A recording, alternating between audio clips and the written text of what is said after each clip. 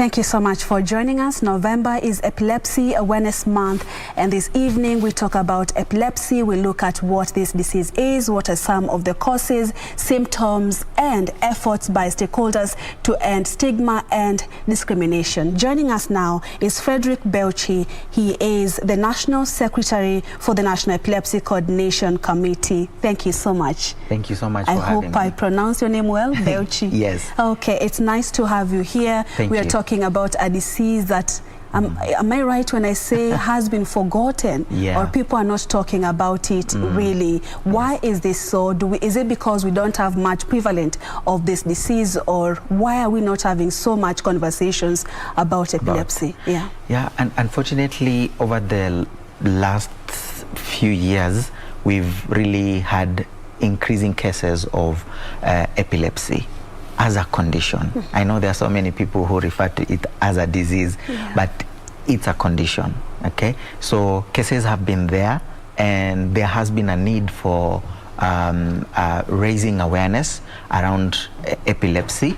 Again, the challenge has been that the stigma that comes with one having that condition has not made it very easy for people to continue talking about it. But in a layman language, to make somebody understand what epilepsy really is. Epilepsy is a condition that is caused by brain damage, okay? So anyone who exposes gets an exposure of their brain to get an injury, they are at a risk of getting epilepsy. And when we talk about these injuries, then that can be caused by so many other factors, including infection. And when we talk about infection, we talk about, say, cerebral malaria, we talk about meningitis. When we talk of other outside factors, we are looking at accidents.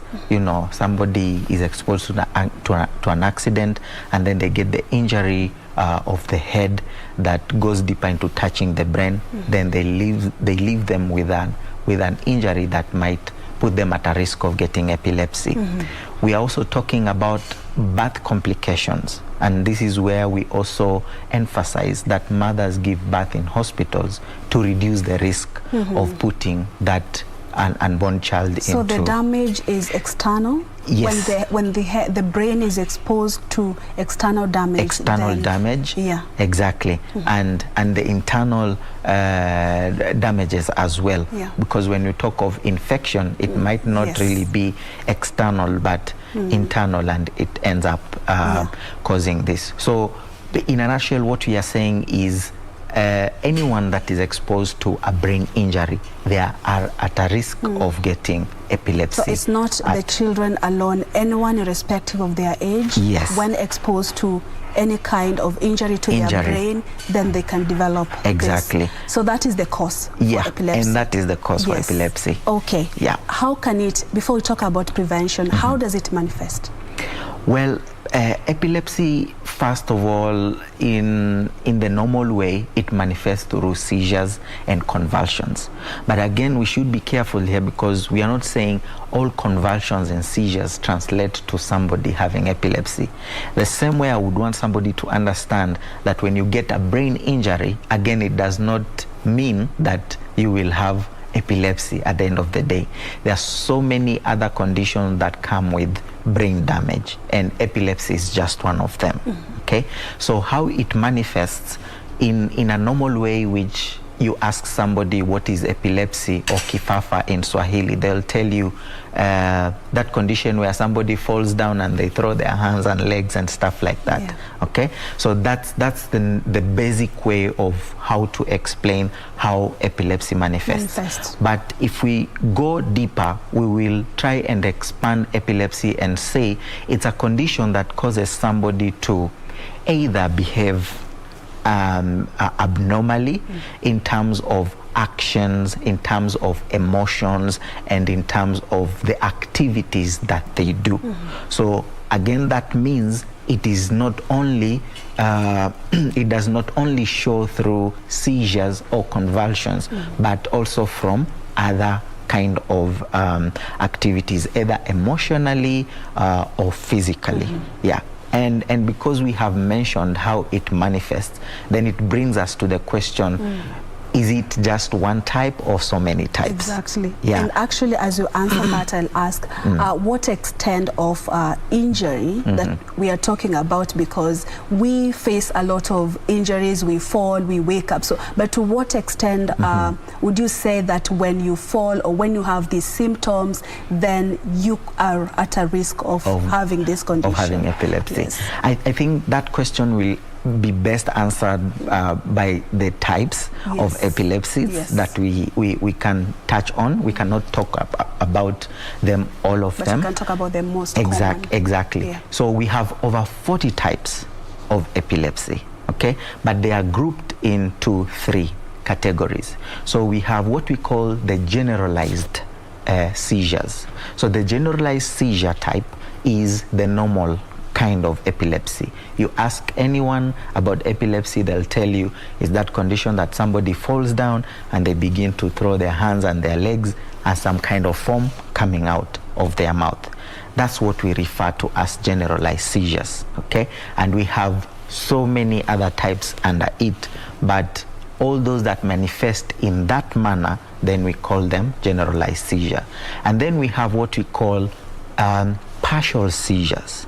Okay, so in partial seizure, in this category, you have epilepsy that manifests not necessarily by somebody falling down and throwing their hands and their legs, but there could be having an episode, that seizure, we call it an episode, where it's just the hand shaking, okay? It's just the hand shaking uncontrollably for some seconds or a minute, and then it relaxes by itself. Okay, so it could be the hand, it could be any part of the body that this person actually shows that something is happening and they cannot control it, and so it's not a normal thing happening. That's a partial seizure. And then we have the last category, which is the absence seizure.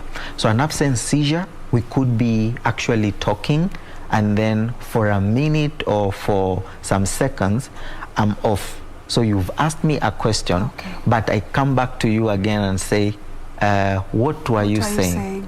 Or you can ask me to do something, because this is again very common in children. And this is where we want also parents and even teachers that are teaching children at the nursery school level to be very keen, because it's easy for somebody to think a child is arrogant, because you ask them a question, or for a parent, they send the child, go and get me a spoon, but they come back with a plate or a cup, you see? So in that period, they could have experienced either a seizure, which is absence, where the mind goes off a little bit, and then they just hear the word go, and that is what they go and come back with. And you mentioned that you could lose maybe your sense, or you are having an attack, and then things get back to normal by themselves.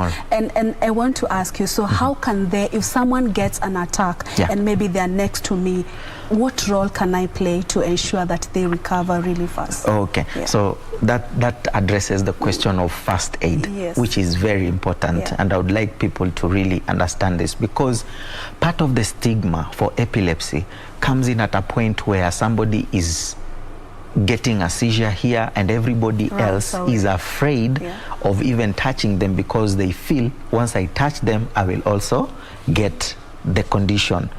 I need people to understand that epilepsy is cannot be passed from one person to another. Actually, it belongs to a group of a condition or diseases that we call them non-communicable diseases. Okay, so it cannot by any means be passed from one person to another. So if somebody gets a seizure, and in this case we are talking about the normal one, which so many people know about, the generalized seizure, and they fall down. Number one, you stay calm. You can imagine that happening maybe in a workspace, in an office, or in a classroom where we have kids. If you want to help that person, stay calm, And staying calm helps us to know what has really happened to this person or what has made him or her fall. Once you've stayed calm, the surrounding, make sure you remove any sharp objects or objects that can end up causing that person an injury or a damage further. Because we are not very sure where this person will get the seizure, sometimes they fall in water or on fire, so you need to get them out from that danger first and anything else around them. Number 3, what you do is you look for something that is soft. It could be a pillow, or you can even place your hands and put them beneath their head. Remember, we are trying as much as we can to protect the head from getting any more injuries, because that's where the brain is. Okay, and in that state, if they continue to like throw their hands and their legs and there's some kind of foam coming out, if they are on tight clothing, try to loosen them up. Okay, and then lastly, you roll them in what we call the recovery position, where you lay them on their side. So how long will this take, the attack? You know, and a seizure might really not take more than 5 minutes. Okay, some of them last up to 2 minutes, 1 minute. Some of those that we have mentioned as absence, you might not even be able to tell. It might just happen and you might not even be able to see it. In other words, it's not deadly at all. Exactly. Yes. Epilepsy in itself cannot cause death, but it is the injury that somebody is prone to when they get that seizure, and maybe they're thrown on fire or in water and there's nobody there to actually help them out. So is that treatment for epilepsy, or it's a lifetime condition? Yeah, I would say this. There is treatment for epilepsy, and treatment for epilepsy is progressive. I know when we talk about treatment for epilepsy, and there are so many people out there who have, you know, been made to believe that once you get epilepsy, and in fact in some other communities they say when you have epilepsy you get a seizure and you fall on fire and you get a burn, that's it. There is no way you can ever get healed or treated of epilepsy. I talk from an experience point of view because I am a caregiver. My sister was diagnosed with epilepsy at the age of 2. She's now 15 years old, and she has been seizure-free for 5 years. Okay. But I will tell you, it has been a journey. What I can advise is, if you know anyone who has this condition, let them go to the hospital. Let them get diagnosed with the type of epilepsy that they have, and they will be put on medication. We have to wind up, but in a few seconds, I just want to give you an opportunity and talk about Dare to Be. I know it's a campaign that is aimed at ending stigma and discrimination and making awareness about epilepsy. Please, in 30 seconds. Okay, so Dare to Be is a culmination of a campaign that we have been doing called Angaza Kifafa, and Angaza Kifafa basically brings together all stakeholders, organizations, corporate companies that are supporting epilepsy awareness in Kenya. And for the last 5 years, we have been going from county to county, training community health volunteers, training doctors, and also spreading the word through what we call roadshow caravan. So we are looking at the impact of that campaign.